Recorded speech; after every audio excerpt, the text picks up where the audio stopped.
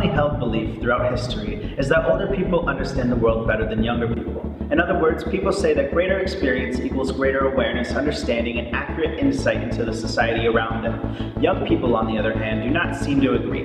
They generally believe that they possess all the faculties necessary for an accurate assessment of society and the world around them. We saw this disagreement as a great opportunity, so we created a study that would put it to the test. Our hope is that the information will not become divisive, but instead serve to unify the generation gap through additional knowledge and respect. The first question we asked ourselves was, how can we test societal awareness? The answer came in the form of two psychological effects. The first is false consensus, the fact that people tend to overestimate the extent to which their opinions, beliefs, values, habits, and preferences are normal of others. So let's say someone watches a movie and loves it. The false consensus effect states that the person will tend to overestimate the amount of people who also love the movie.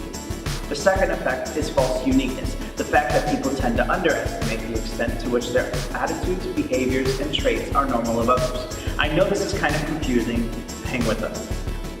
So where false consensus is about thoughts, opinions, and reasoning, false uniqueness is about the inside of a person, the deep core, the things that make them up. As people, we like to believe that the positive traits of our deep cores are unique to us. However, we like to assume that other people come to the same conclusions and opinions as we do.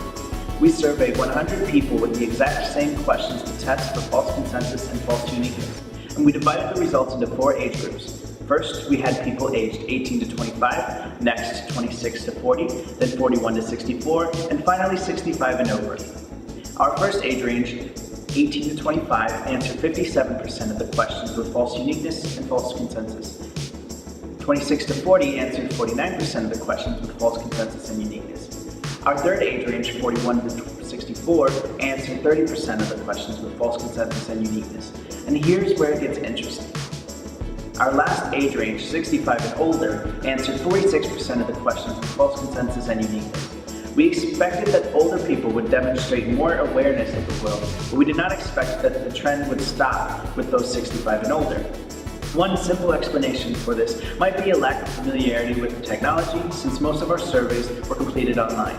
Their difficulties might have distracted them from answering the question. It is possible that social awareness does deteriorate at a certain age, though. We are not sure why this would be, but we think this could be an interesting follow-up study. So what are the takeaways from this study? Why do our results matter?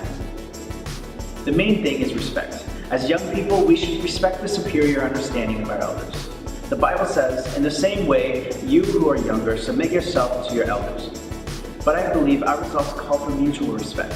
The verse in 1 Peter goes on to say, all of you clothe yourselves with humility toward one another, because God opposes the proud, but shows favor to the humble. Also in 1 Timothy 4, it says, let no one despise you for your youth, but set the believers an example in speech, in conduct, in love, in faith, in purity. What this means is that the possession or lack of social understanding does not affect our value or ability to be used by God. No age group should feel arrogant or discouraged by these results. Simply use this as a small reminder to treat everyone biblically, with love and respect and honor, bearing with one another as we travel through this short life together into eternity.